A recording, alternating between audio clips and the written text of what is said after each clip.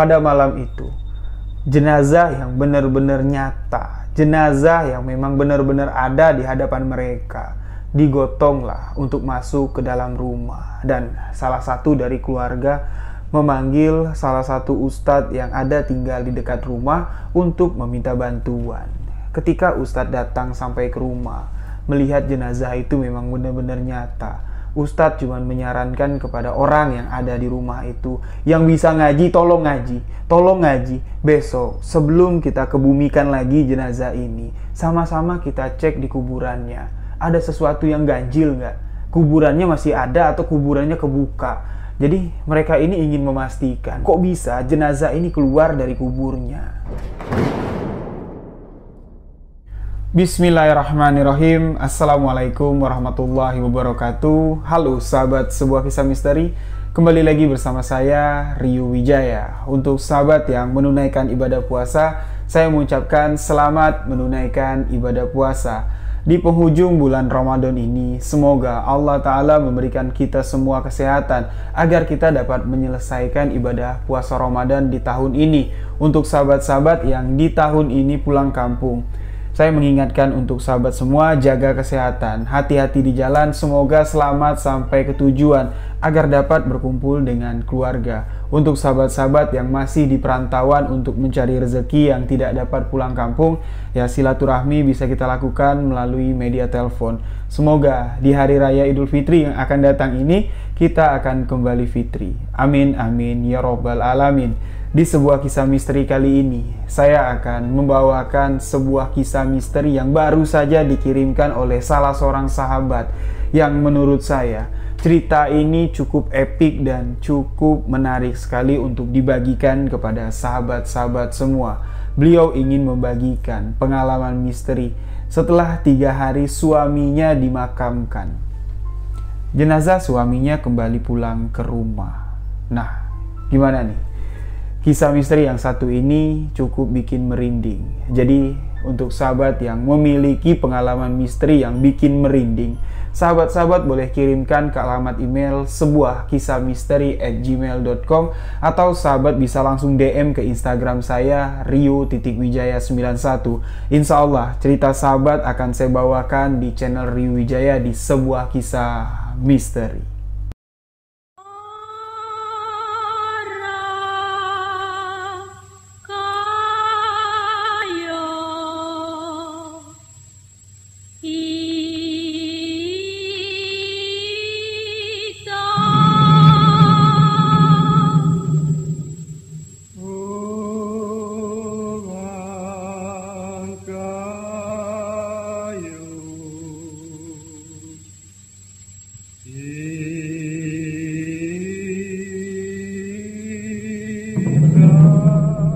Kisah ini merupakan sebuah kisah kiriman dari sahabat kita yang berada di Jawa Barat, Nining, yang sekarang berusia 37 tahun.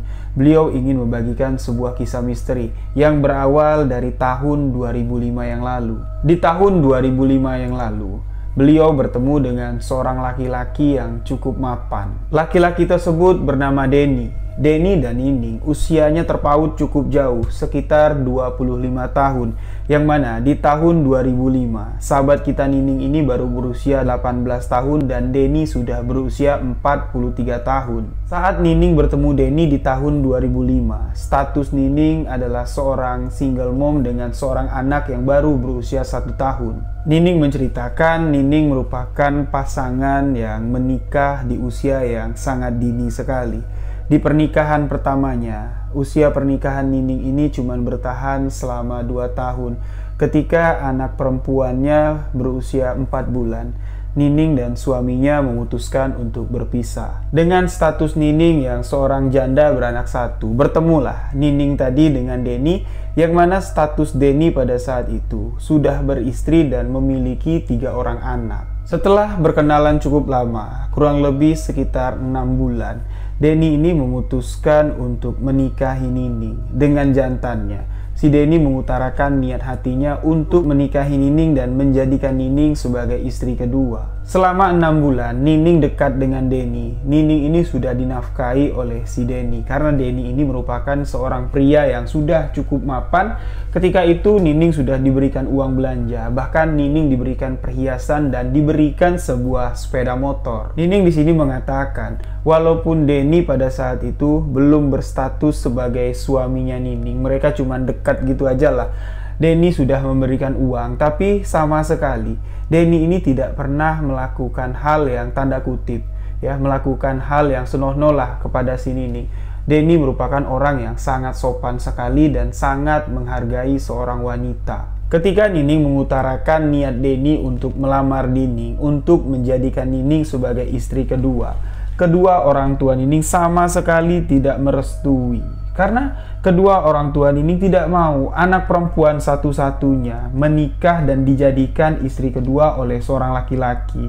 Hal ini mendapat tentangan yang sangat keras sekali dari kedua orang tua Nining. Walaupun pada saat itu status Nining adalah seorang janda anak satu. Namun dengan restu dari istri pertama Denny dan istri pertamanya datang menghadap kedua orang tua Nining. Di sini Denny datang langsung. Dia mengatakan kalau dia benar-benar ingin menikahi Nining dan restu dari istri pertamanya sudah didapat. Ketika Denny datang bersama istri pertamanya, mereka mengutarakanlah kalau memang benar Denny ini sudah mendapat restu dari istri pertamanya. Kedua orang tua Nining mendengar langsung ucapan dari istri pertama Denny kalau dia merestui kalau Denny ini menikah lagi dan Nining ini dimadu oleh istri pertamanya. Dengan keberanian dan kesungguh-sungguhan Denny, kedua orang tua Nining pun memberikan restu agar Denny dapat menikah dengan Nining. Setelah meyakinkan kedua orang tua Nining, akhirnya di sini Denny pun mendapat restu dari kedua orang tua Nining untuk menikah dan akhirnya pernikahan pun terjadi. Nining dijadikan istri kedua oleh Denny. Di tahun 2010, setelah 5 tahun Nining menikah dengan Denny, Nining melahirkan seorang anak perempuan hasil pernikahan Nining dengan Denny sebagai istri kedua. 5 tahun waktu sudah berjalan, Nining ini dijadikan istri kedua oleh Denny. Tapi Nining di sini mengatakan, kehidupan Nining sangat baik sekali. Hubungan antara istri pertama dengan si Nining sebagai istri kedua ini akur sekali, tidak ada permasalahan, tidak ada perselisihan. Bahkan Nining di sini mengatakan, Denny membangunkan Nining ini rumahnya deketan. Rumah istri pertama dengan rumahnya si Nining sebagai istri kedua itu rumahnya deketan. Mereka sangat akur sekali. Dan alhamdulillah Nining mengatakan setelah Denny ini menikah dengan si Nining, usaha yang dijalankan oleh suaminya Denny, yang mana Denny ini memiliki tambang pasir beton. Dia memiliki 2 tambang pasir beton setelah menikah dengan Nining. Usahanya semakin lancar, kehidupan keluarga mereka sangat harmonis sekali. Karena usaha yang dijalankan oleh Denny ini lancar, Denny ini sama sekali tidak merasa keberatan untuk menghidupi 2 orang istrinya. Nining yang pada saat itu ya memiliki 2 orang anak, walaupun anak pertama Nining merupakan anak sambung ya, anak bawaan dari si Nining, Denny sama sekali tidak merasa canggung lah dengan anak pertamanya. Denny sangat sayang sekali, tidak membandingkan kasih sayangnya dengan mana anak kandung yang mana anak sambung. Di sini keluarga mereka sangat harmonis sekali. Pada awal tahun 2013, Denny, suaminya Nining, sering mengeluhkan kalau di bagian tangan sebelah kanannya itu terasa sering kesemutan, sering terasa pegel. Namun di sini beliau sama sekali tidak memperdulikan lah rasa sakit yang dirasakan karena Nining mengatakan Denny ini merupakan seorang pekerja keras, dia tidak mau membuang waktunya cuman untuk sekedar berleha-leha lah untuk merasakan sakit. Di sini Nining melihat kalau suaminya ini memaksakan diri, masih bekerja walaupun dengan keadaan tangan sebelah kanannya ini sakit. Nining di sini sempat mengatakan kepada suaminya, "Mas, kalau Mas masih sakit, istirahat sajalah dulu di rumah. Ya nggak apa-apa lah, sehari 2 hari Mas istirahat daripada nanti sakit tangannya semakin parah." Di sini Denny mengatakan, "Ya nggak bisa lah. Kalau aku santai-santai di rumah, gimana nanti aku bisa memenuhi kebutuhan kalian? Aku nggak sanggup kalau melihat kalian harus hidup susah." Itulah yang dikatakan Denny kepada Nining istrinya. Semenjak saat itu pun, Nining di sini memperhatikan ada perubahan dari fisik suaminya. Terlihat dada sebelah kanan dan tangan sebelah kanannya. Ini terlihat lebih besar dari bagian badan sebelah kirinya. Di sini Denny juga sering mengeluhkan kalau dia sering sesak napas. Akhirnya, setelah dipujuk, Denny ini maulah diajak ke dokter untuk memeriksakan penyakit yang dideritanya. Setelah melakukan pemeriksaan, dokter menyarankan Denny ini untuk di-scan dan di-ronsen. Setelah dilakukan scan dan ronsen, dokter mengatakan Denny ini harus dioperasi. Bagian tubuh sebelah kanannya ini harus dioperasi dan dari bagian tubuh sebelah kanannya ini akan diambil sampel. Diambil sampel untuk mengetahui dengan detail, untuk mengetahui dengan jelas sebenarnya penyakit apa yang diderita oleh si Denny ini. Dan dokter pun memberikan surat rujukan untuk melakukan operasi ke salah satu rumah sakit yang ada di Bandung. Setibanya di rumah sakit yang dirujuk oleh dokter yang ada di daerah Bandung, rumah sakit itu menjadwalkan operasi Denny ini akan dilakukan 2 minggu kemudian. Namun di sini pihak keluarga merasa keberatan untuk menunggu jadwal 2 minggu lagi karena gak sanggup melihat Denny ini menahan rasa sakit yang sangat menyedihkan sekali. Akhirnya pihak keluarga meminta untuk dokter yang ada di sana memberikan surat rujukan pindah ke rumah sakit yang lain. Akhirnya dokter yang ada di rumah sakit itu memberikan sebuah surat rujukan untuk melakukan operasi di salah satu rumah sakit swasta yang ada di Bandung. Setelah 2 hari dirawat di rumah sakit swasta yang ada di Bandung, akhirnya Denny pun dioperasi. Bagian tubuh sebelah kanannya dibelah, dokter mengambil beberapa sampel untuk dianalisa.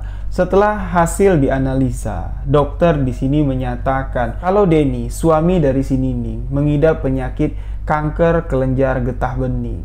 Penyakit kanker kelenjar getah bening yang diderita oleh si Denny ini sudah masuk ke tahap stadium 4 atau stadium akhir. Ketika mendengar hasil dari dokter kalau Denny, suami dari Nining ini mengidap kanker kelenjar getah bening sudah masuk stadium 4, pandangan Nining langsung gelap.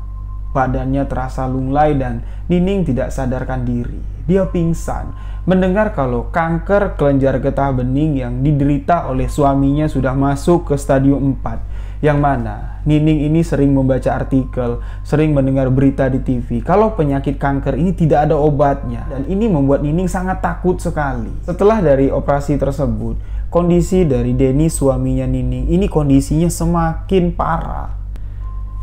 Bagian lengan sebelah kanannya itu membekak. Nining mengatakan ukuran lengan tangan sebelah kanannya ini sama besar dengan bagian betis dari suaminya. Ini sangat membuat Nining khawatir sekali. Berbagai upaya dari pihak keluarga pun dilakukan, mulai pindah dari rumah sakit Jakarta. Dari rumah sakit Jakarta, pihak rumah sakit Jakarta juga tidak dapat menangani penyakit ini dengan cepat ya menurut si Nining. Pindah lagi ke rumah sakit yang ada di Bogor. Dari rumah sakit yang ada di Bogor, pindah lagi ke rumah sakit yang lain. Beberapa terapi sudah dilakukan, mulai dari radioterapi, bahkan sampai penyedotan cairan melalui tulang rusuk pun sudah dilakukan. Bahkan pihak keluarga juga berikhtiar dengan pengobatan non-medis. Selain melakukan pengobatan di rumah sakit, selain berkonsultasi dengan dokter, pihak keluarga juga mendatangi ustadz, kiai, paranormal. Bahkan di sini beberapa dukun ternama pun sudah didatangi sama pihak keluarga untuk meminta pertolongan agar penyakit dari suaminya ini dapat disembuhkan. Tapi semua yang mereka lakukan sama sekali tidak membuahkan hasil. 2 tahun sudah berlalu. Nining dan keluarga terus melakukan pengobatan, terus berikhtiar untuk mengobati suaminya. Tapi penyakit dari suaminya Nining ini sama sekali tidak ada perubahan. Dengan biaya pengobatan yang sangat mahal sekali, uang tabungan dari keluarga itu pun sudah semakin terkikis. Bahkan di sini Nining mengatakan, di 2 tahun pengobatan suaminya, mobil pribadi yang dimiliki oleh si Nining ini sudah terjual untuk biaya pengobatan suaminya. Di tahun kedua, ketika suami dari Nining, si Denny ini mengidap penyakit tersebut, menjalankan pengobatan lah, Nining ini mendapatkan saran dari salah satu kiai. Kiai tersebut mengatakan agar salah satu keluarga dari Denny ini untuk pergi ke salah satu tempat yang tertutup. Di tempat tertutup tersebut, ya, salah satu keluarganya ini diminta berzikir. Sebelum mendapat petunjuk, orang itu tidak boleh keluar dari tempat yang tertutup tersebut. Orang yang menyanggupi saran dari kiai tersebut adalah Nining. keesokan harinya, setelah selesai menunaikan ibadah sholat subuh, Nining mulai berzikir, mengamalkan zikir yang disarankan oleh Pak Kiai tersebut di salah satu ruangan yang sangat tertutup sekali. Nining terus berada di dalam ruangan tersebut tanpa keluar, dan setelah pada malam harinya, awalnya ketika Nining ini memulai zikir itu pada ba'da subuh, nah Nining terus seharian ya, siang, menghabiskan sore, menghabiskan malam, dan ketika malam harinya, ketika si Nining ini setelah menunaikan ibadah sholat tahajud, Nining mendapatkan sebuah petunjuk. Nining melihat ada sesosok laki-laki sedang berdiri tepat di hadapan Nining. Nining pun di sini sangat mengenal sekali sosok orang yang berdiri di hadapannya. Orang yang berdiri di hadapan Nining ini adalah rekan bisnis dari suaminya Nining. Mereka sama-sama mengolah bisnis di bidang yang sama. Mereka sama-sama menggeluti bisnis yang sama, tetapi bisnis yang dilakukan oleh seseorang yang sedang berada di hadapan Nining ini, usahanya tidak seramai yang dijalankan oleh suaminya si Nining. Perlahan demi perlahan, sosok itu mendekat. Ketika sudah tepat berada dekat di hadapan Nining, sosok itu duduk bersila dan berkata, "Kamu masih muda. Kamu jangan sia-siakan masa mudamu hanya untuk mengurusi suamimu yang sudah tidak berguna itu. Karena saya pastikan suamimu akan mati seiring dengan lenyapnya harta kekayaan yang dia miliki sekarang." Nining pun di sini sontak kaget. Dia mengucapkan astagfirullah. Tetapi ketika Nining baru mengucapkan astagfirullah, belum menyelesaikan sampai astagfirullahalazim, sosok itu pun seketika menghilang dari hadapan Nining.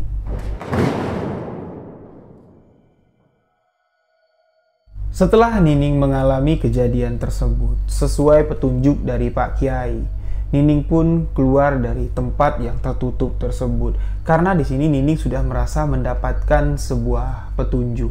Setelah Nining keluar dari tempat yang tertutup tersebut, Nining pun lantas menceritakan apa yang dilihat, apa yang dialami oleh Nining ketika berada di dalam kamar yang tertutup tersebut. Tapi sayangnya di sini, ketika itu Nining mengatakan apa yang dialami oleh Nining, ya, mendapatkan petunjuk seperti yang dialami oleh Nining ketika berzikir di tempat yang tertutup tersebut.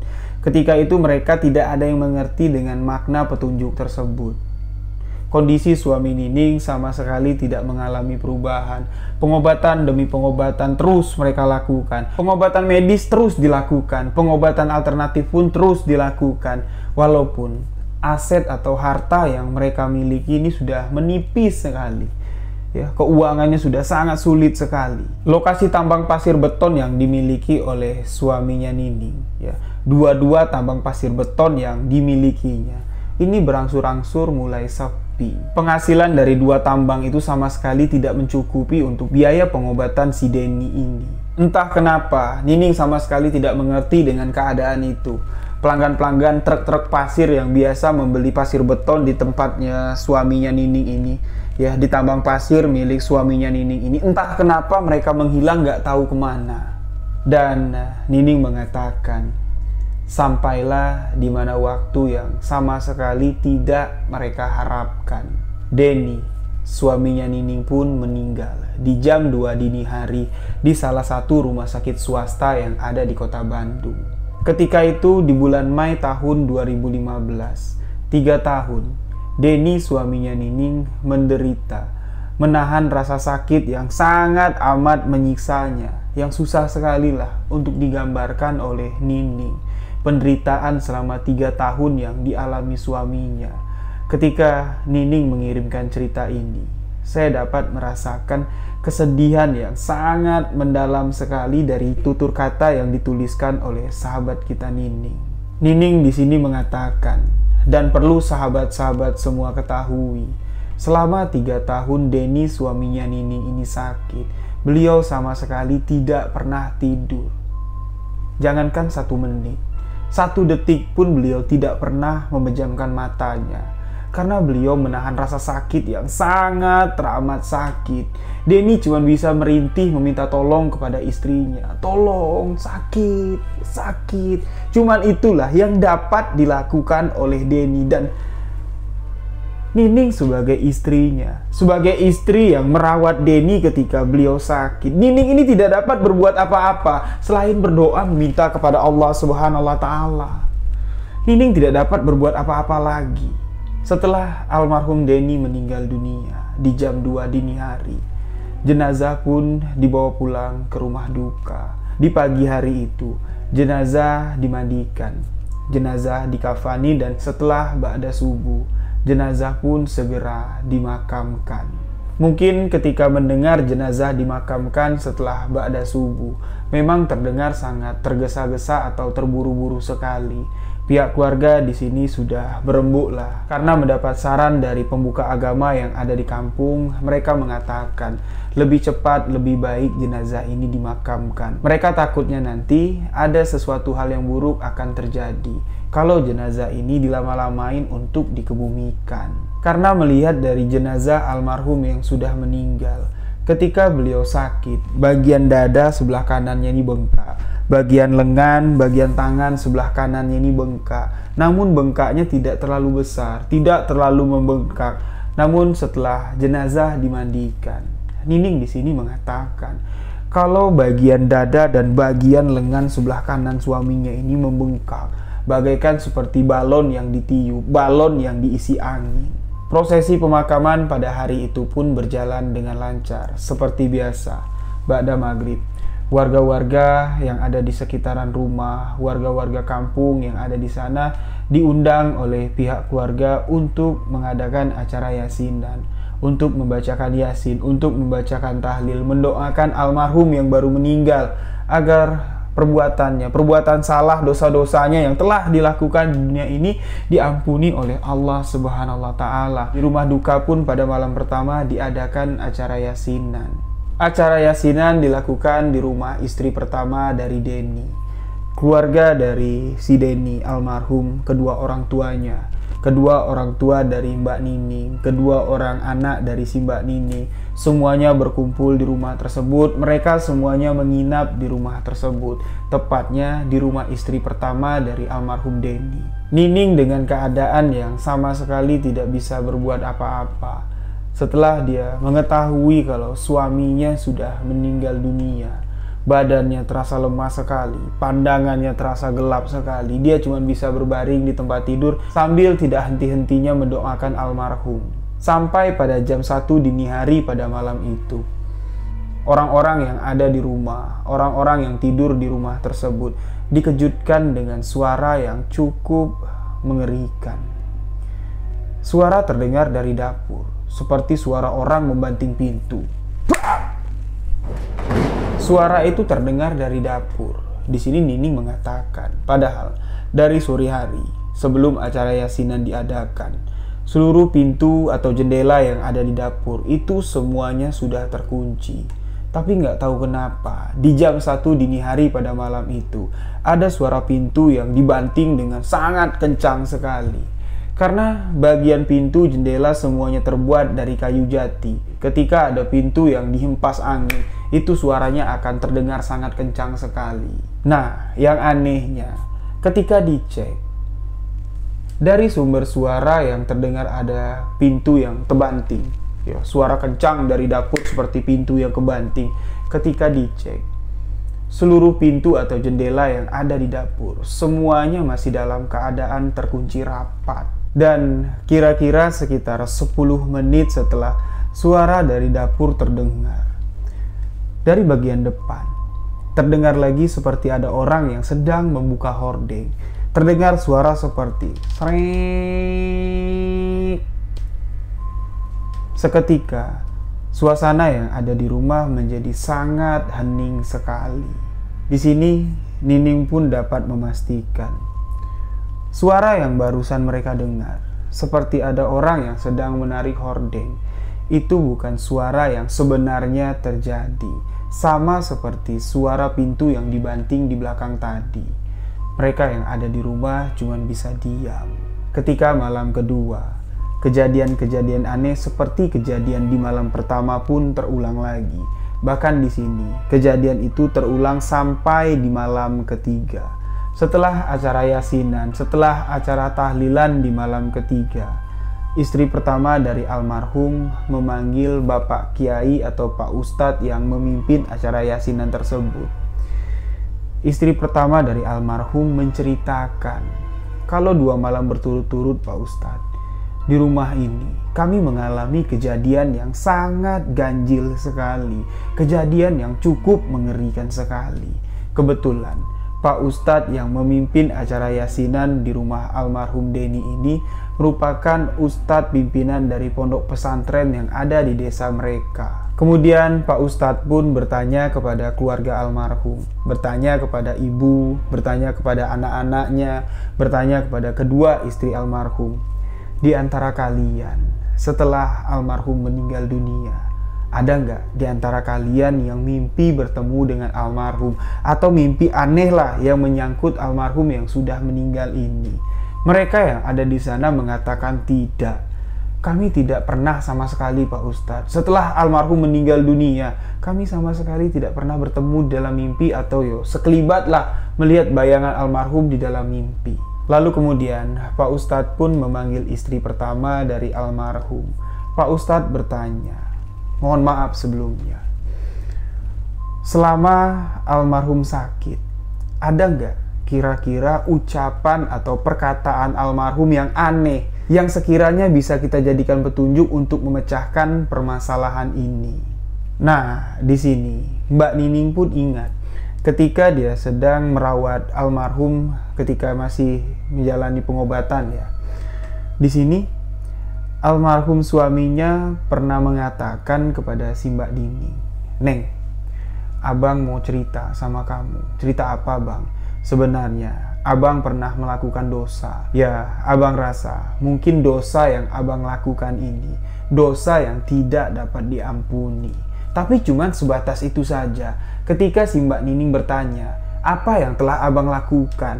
Suaminya langsung merintih kesakitan dan Mbak Nining pun gak melanjutkan pertanyaannya. Mbak Nining cuma terdiam dengan sejuta tanda tanya. Apa maksud dari suaminya ini? Nah, jadi ketika Pak Ustadz bertanya kepada istri pertama dari almarhum, "Kira-kira ibu tahu gak maksud perkataan dari almarhum ketika dia mengatakan dia pernah melakukan perbuatan dosa yang dosanya mungkin tidak akan diampuni oleh Allah Subhanahu wa Ta'ala?" Mungkin ibu tahu dan bisa ibu ceritakan agar dapat menjadi petunjuk. Pak Ustadz mengatakan seperti itu. Barulah di sini istri pertama dari almarhum bercerita. Jadi ceritanya seperti ini Pak Ustadz. Ketika kami baru menikah, keadaan ekonomi kami tidak seperti sekarang ini. Kami susah. Pada saat itu kami baru memiliki 1 orang anak. Nah, almarhum ini pergi meminta izin kepada saya untuk merantau ke ibu kota Jakarta.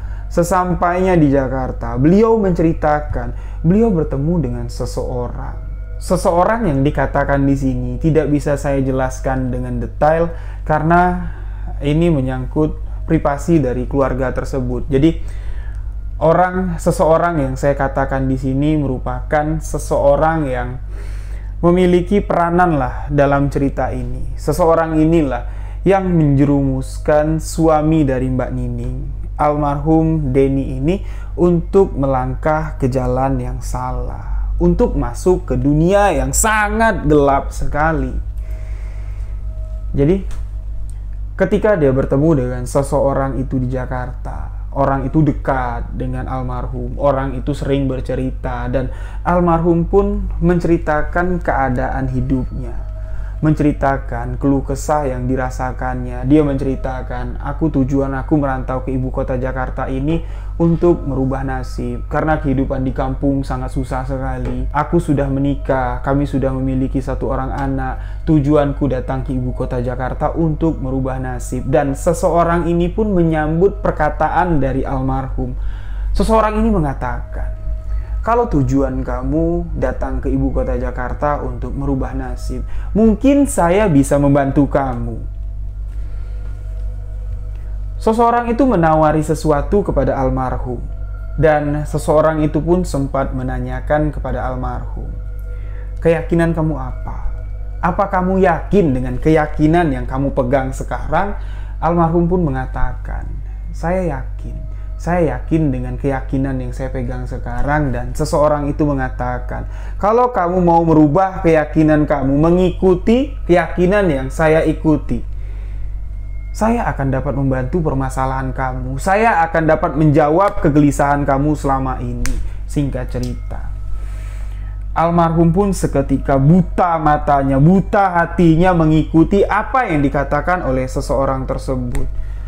Almarhum terjebak dalam sebuah sekte, dalam sebuah kegelapan. Di sini bisa kita sebutlah dalam arti kata, almarhum suaminya Mbak Nining ini sudah murtad, minta sesuatu selain kepada Allah Subhanahu wa Ta'ala, dan suami dari Mbak Nining pun sudah tidak yakin lagi dengan kebesaran Allah Subhanahu wa Ta'ala, bahwa Allah Maha Pemberi, Maha Pengasih, Maha Penyayang. Beliau sudah tidak yakin lagi karena keyakinannya sudah digoyahkan oleh seseorang ini, sudah diiming-imingkan dengan kesuksesan, sudah diiming-imingi dengan harta.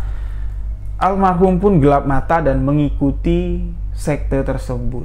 Setelah almarhum mengikuti sekte tersebut, istri pertama dari almarhum mengatakan, dia pulang dari Jakarta, dia mulai membuka usahanya. Usaha yang dibuka kecil-kecilan, tambang pasir yang dibukanya ini kecil-kecilan. Namun tahun demi tahun, waktu terus berjalan, usahanya ini sangat pesat sekali berkembang. Beliau memiliki 2 tambang pasir beton yang cukup besar dengan penghasilan yang besar sekali lah, istri pertamanya bilang. Mbak Nining pun di sini baru tahu setelah mendengar cerita dari istri pertama bahwa suaminya ini sudah tidak memiliki keyakinan, tidak seiman lagi lah dengan dia. Wajarlah di sini Mbak Nining mengatakan, selama Mbak Nining menikah dengan almarhum, Mbak Nining sama sekali tidak pernah melihat almarhum ini menunaikan ibadah sholat 5 waktu. Sama sekali tidak pernah. Bahkan ketika diajak sholat sama Mbak Nining, almarhum ini menjawab, "Yo, kamu sholat sendiri aja lah.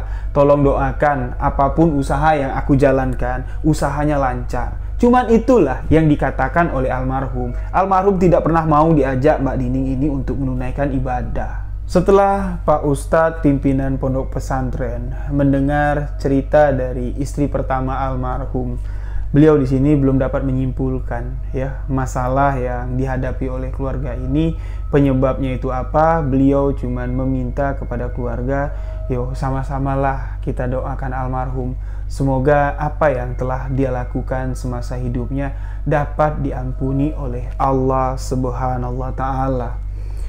Pak Ustadz pun pamit untuk pulang. Nah, di malam ketiga ini, Mbak Nining mengatakan, sekitar jam 2:30 dini hari, Mbak Nining dan keluarga mendengar seperti ada benda jatuh di depan pintu rumah.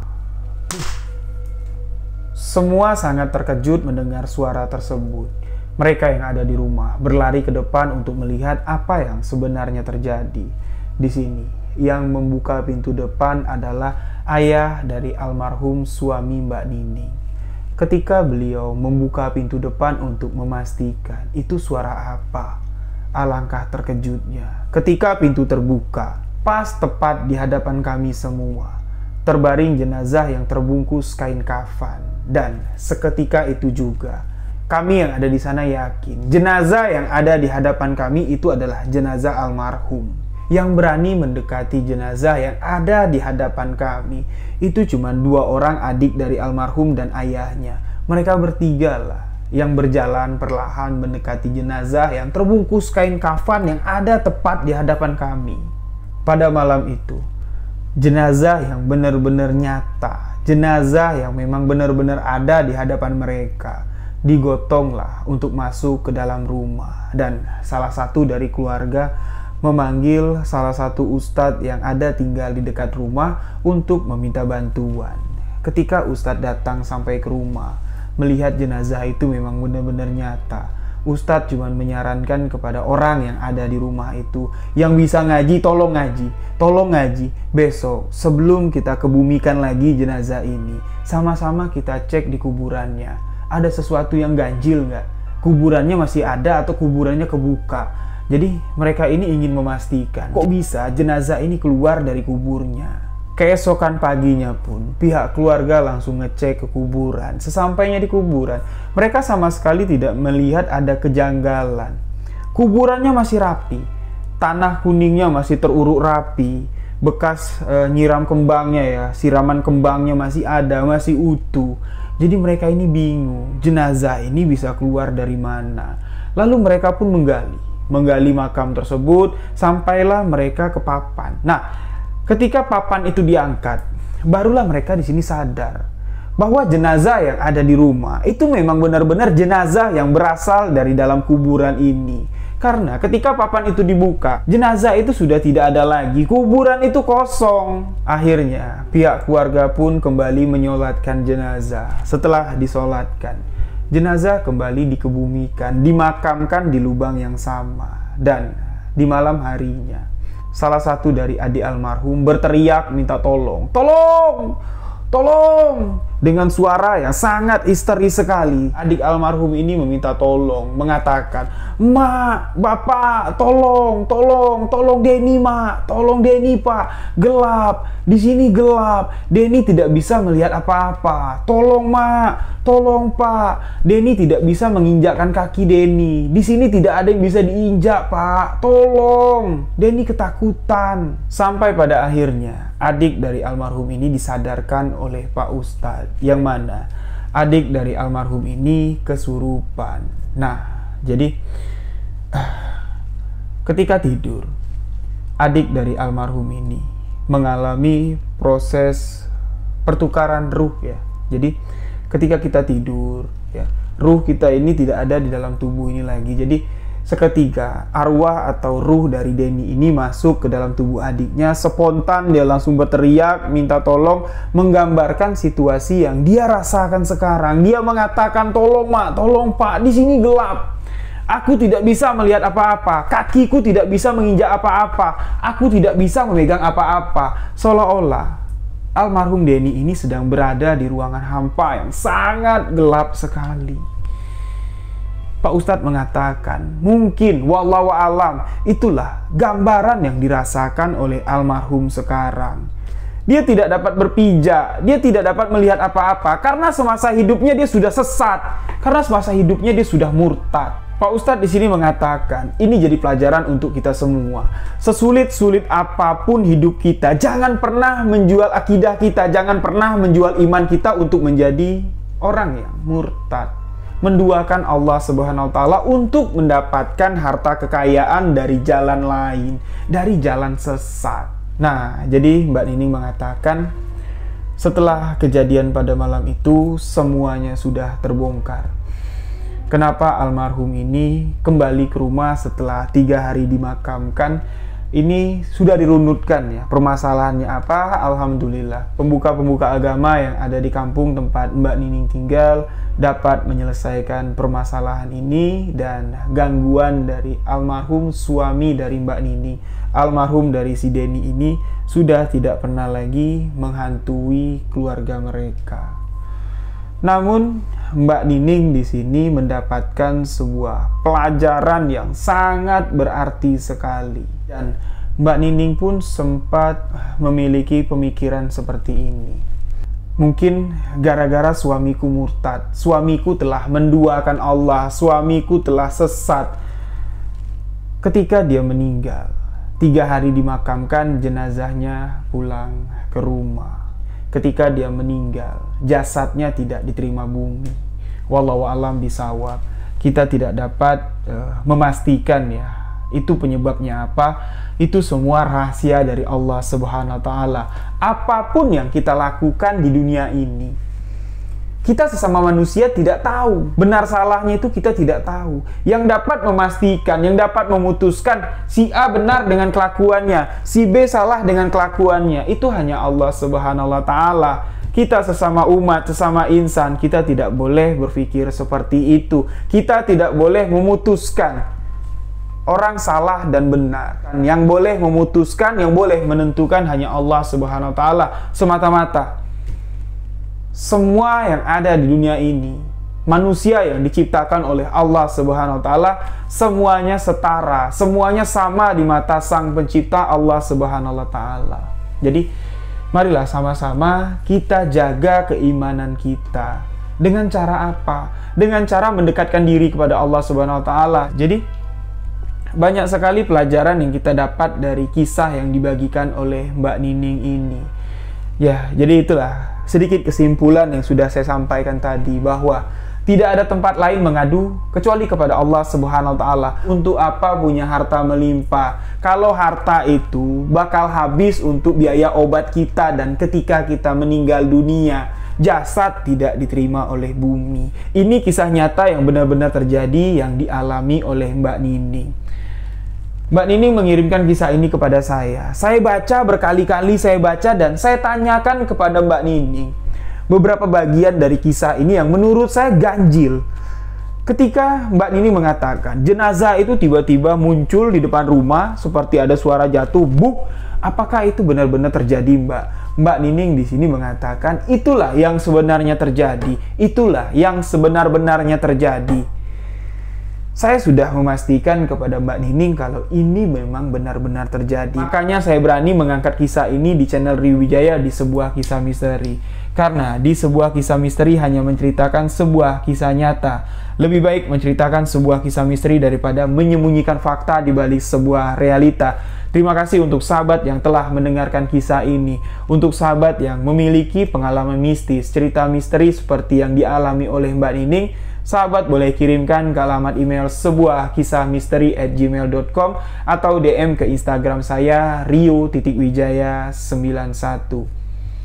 Mungkin sahabat-sahabat bertanya, seseorang yang menyesatkan almarhum suami Mbak Nining ini siapa dan ritual apa yang dilakukannya? Saya hanya sedikit memberikan gambaran. Sahabat boleh tuliskan di komentar pendapat sahabat tentang apa yang dilakukan oleh almarhum, karena saya juga tidak berani membeberkan terlalu luas, karena ini adalah permintaan dari pihak keluarga. Pihak keluarga boleh menceritakan kisah ini, tapi di bagian ini saya tidak boleh membeberkan dengan jelas, karena ini menyangkut nama baik keluarga. Seseorang itu bertemu, menawarkan harta kekayaan dengan cara singkat, dengan meninggalkan keyakinannya, dengan menyekutukan Allah Subhanahu wa Ta'ala. Mungkin sahabat-sahabat bisa paham dengan kalimat tersebut, bisa tuliskan di kolom komentar. Demikian sebuah kisah misteri kali ini. Mohon maaf jika ada salah-salah kata, salah ucap dalam penyampaian kisah ini. Saya Rio Wijaya mengucapkan wabillahi taufik wal hidayah. Wassalamualaikum warahmatullahi wabarakatuh. Salam sebuah kisah misteri.